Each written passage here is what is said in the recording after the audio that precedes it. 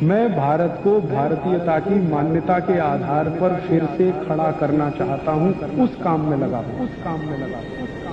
अब जरा आगे बढ़ता हूं। जिनको पेट साफ नहीं होता उनको क्या क्या होता है? दुनिया की 103 बीमारियां उन्हीं को होती है, क्योंकि आयुर्वेद ये कहता है कि अगर आपकी आंतें साफ नहीं है, लार्ज इंटेस्टाइन और स्मॉल इंटेस्टाइन, बड़ी और छोटी आंत साफ नहीं है, तो बीमारियों का केंद्र आपके घर में ही है। और 90% बीमारियां आपको मालूम है कब्जियत से शुरू होती हैं, कॉन्स्टिपेशन से शुरू होती हैं। हमारे देश में सभी बड़े चिकित्सक और वैद्य कहते हैं कि जिनका पेट साफ नहीं हुआ उनको कुछ भी बीमारी आएगी, संधिवात हो जाएगा, डायबिटीज हो जाएगी, कॉन्स्टिपेशन तो रहने वाला है, मुंह में से भयंकर बदबू आएगी, दांत आपके खराब हो जाएंगे, सांस में इतनी तेज बदबू होगी कि पड़ोसी बैठ नहीं पाएगा आपके पास, रात को नींद नहीं आएगी, भूख समय से नहीं लगेगी, भूख ठीक से नहीं लगेगी, शरीर में कमजोरी आती जाएगी। ऐसी 103 बीमारियां एक साथ आएंगी। अब उनको चूंकि कॉन्स्टिपेशन बहुत है तो ये सब बीमारियां उनको होती हैं। तो अब उसका इलाज क्या करते हैं वो? जब पेट साफ नहीं होगा तो सांस की बदबू भयंकर होगी। अब उस सांस की बदबू को रोकने के लिए वो दिन भर टूथपेस्ट रगड़ते हैं। हमारे देश में अब मुझे ये समझ में आने लगा है कि किसी भी भारतीय नागरिक को चिकित्सा सुविधा की जरूरत नहीं है, चिकित्सकीय ज्ञान की जरूरत है।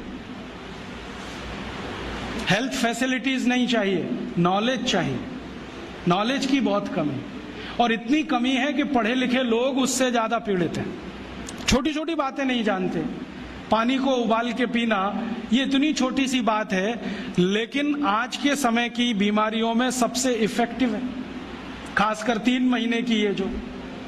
तो आप उनको बता दो भैया पानी उबाल के पियो, उबाल के पानी पीने से क्या होता है वो समझा दो उनको, 10 मिनट में समझ में आ जाए। फिर उनसे कहो कि खाना खाते हो तो कुछ ये खाओ ये मत खाओ, क्योंकि दिनचर्या ऋतुचर्या जो आयुर्वेद की है ना वो जरूर सीख लो। दिनचर्या और ऋतुचर्या जरूर सीखो, आयुर्वेद की बहुत आवश्यक है। और आपको मैं एक किताब का नाम बोल के जाता हूं, इसको पढ़ो। भगवत गीता जैसे पढ़ी जाती है, रामचरितमानस जैसे पढ़ी जाती है, उस किताब का नाम है अष्टांग हृदय। इसका एक दूसरा नाम भी है अष्टांग संग्रह, पुराना नाम अष्टांग हृदय। ये किताब का जो स्वस्थ व्रत है ना, वो ऐसे पढ़ो जैसे आप धार्मिक पुस्तक पढ़ते हो, और उसको बार बार पढ़ो तो याद हो जाएगा, कंठस्थ हो जाएगा। उसमें 2000 सूत्र हैं। ये सूत्र लोगों को बताना शुरू कर दो। छोटे छोटे सूत्र हैं, जैसे खाना खाने के बाद पानी मत पियो, स्वस्थ रहना है जिंदगी भर तो खाने के 1 घंटे के बाद पानी पियो। क्यों नहीं पिए वो आप सब जानते हो, सरल भाषा में उनको समझा दो।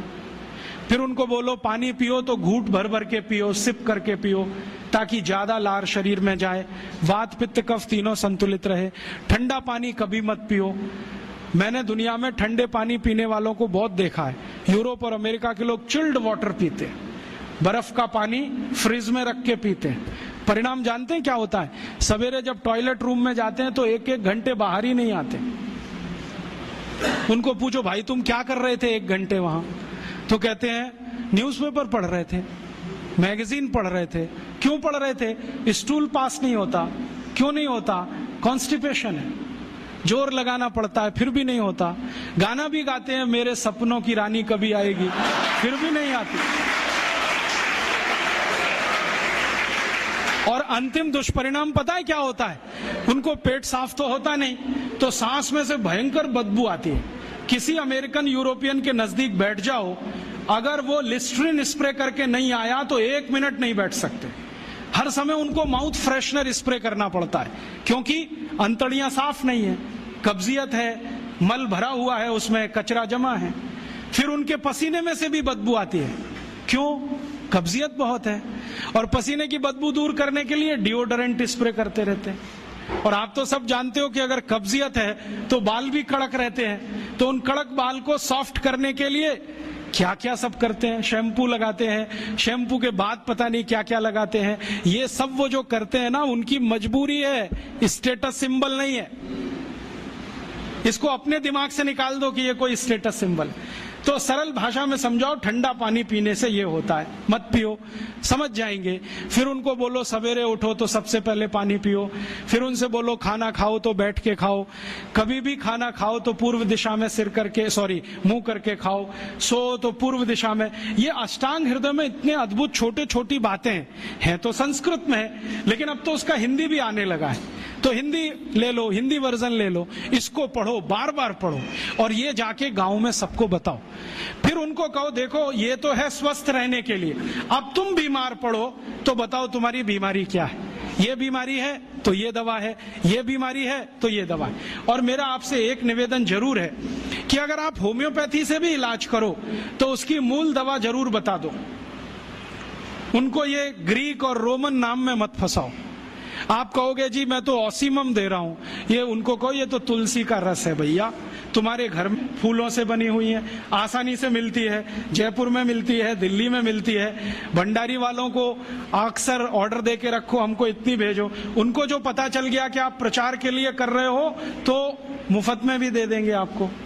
तो इस तरह से आप गांव गांव जाओ, छोटे छोटे शिविर लगाओ, गांव वालों को इकट्ठा करो।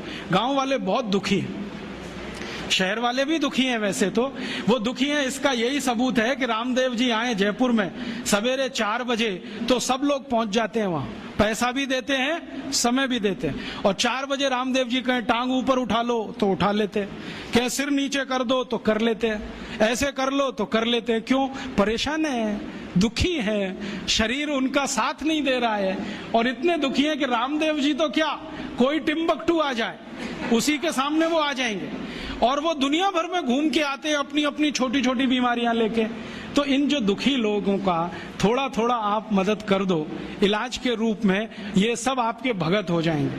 और ये भगत हो जाएंगे तो कहो आप भी प्रचार करो, इसे वो भी करें, आप भी करो, तो ये इतना तेजी से मल्टीप्लाई करेगा कि 2-5 साल में एलोपैथी का बाजा बज जाएगा। और बजा देना है अपने को, हाँ, ये संकल्प लेके चलो कि इनका बाजा हमको बजाना है।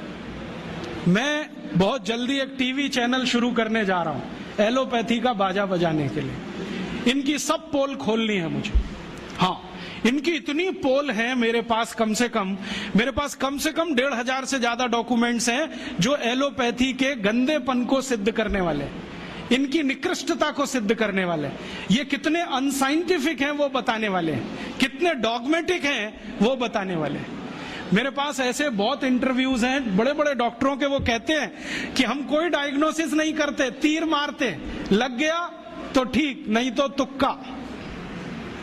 और वो कहते हैं हम तो एक ही सिद्धांत पे काम करते हैं, ट्रायल एंड एरर, देते जाओ गलतियां करते जाओ, देते जाओ गलती, भले मर जाए पेशेंट उसमें। हमारे पास तो कम से कम ये नहीं है ट्रायल एंड एरर वाला। हम तो जानते हैं कि तुलसी है तो उसके ये गुण हैं तो ये रिजल्ट आना ही चाहिए, मेथी है तो उसके ये गुण हैं तो ये रिजल्ट आना ही चाहिए। हमको सब मालूम है, फिक्स है, यहाँ वेरिएशन नहीं है। मेथी के जो रिजल्ट चरक ऋषि को मिले वो आज भी मिलते हैं, इसमें इतना सातत्य है, वेरिएशन कहीं भी नहीं है। तो जो विज्ञान में सातत्य होता है, सत्य ज्ञान वही होता है। तो हमारे पास जो सत्य ज्ञान है इसको लेकर आगे बढ़ें और इसके अपने जीवन में भी और दूसरों के जीवन में प्रयोग करने के लिए प्रेरित करें। दोस्तों, सबसे पहले तो चैनल सब्सक्राइब करें, फिर लाइक, कमेंट और शेयर करें। और हाँ, हमारा एंड्रॉयड ऐप डाउनलोड करना ना भूलें।